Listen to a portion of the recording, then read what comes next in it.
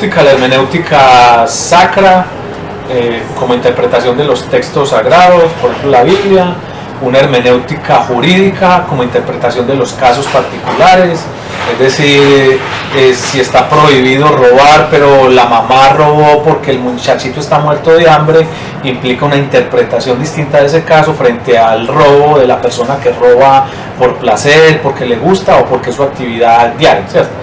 Entonces todo eso implica una interpretación específica de los casos, lo que se configura entonces como hermenéutica jurídica. Y estaría también una hermenéutica filosófica y literaria, que tiene que ver con la interpretación de los textos filosóficos, de los textos literarios, de la literatura, etcétera, etcétera. Esa idea de hermenéutica, digamos, es fuerte desde los griegos. Sin embargo, se transforma en una hermenéutica filosófica en el siglo XVIII y XIX. Se empieza a plantear entonces que hermenéutico, en el sentido de comprensión, es toda relación que establece el ser humano con el mundo. Es decir, deja de ser un problema de interpretar lo que dicen los textos a entender que la relación que establece el ser humano con el mundo es una relación hermenéutica, ¿sí? Los seres humanos comprenden el mundo. Su relación con el mundo no es una relación inmediata, sino una relación mediata y mediada por el lenguaje y los símbolos, lo cual quiere decir que como la manera en que se relacionan con el mundo es una relación hermenéutica, ¿cierto? Es una relación mediada por la comprensión. A partir de ahí entonces aparecen unos filósofos, particularmente Schleiermacher y un señor Dilthey, que empiezan ya en una lógica, llamémosla así, más epistemológica, aunque no es propiamente un planteamiento epistemológico, a la manera contemporánea, a establecer la diferencia entre dos tipos de producción de conocimiento y dos tipos de actividad científica.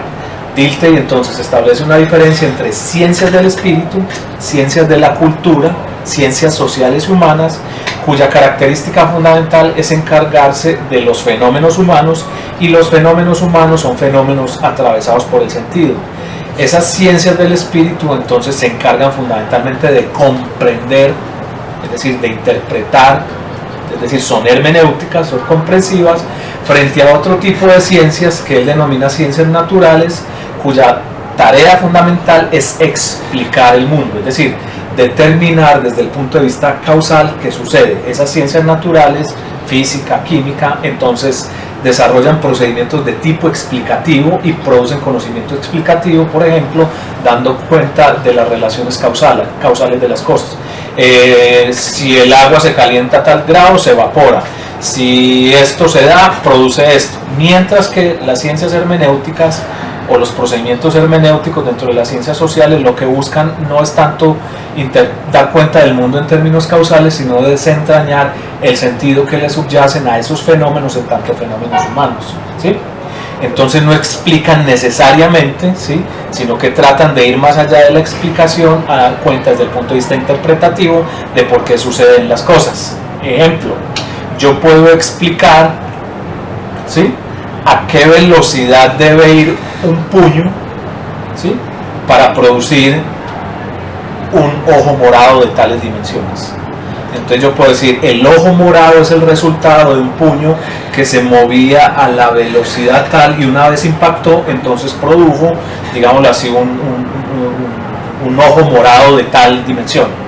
Eso a mí en ciencias sociales no me sirve para nada, ¿sí? ¿Por qué? Porque es una situación que debo interpretar. Entonces resulta que ese puño iba a una velocidad tal porque a ese muchachito el otro le dijo: tu mamá es una perra, ¿cierto? El muchachito le dio rabia, sacó la mano y le pegó.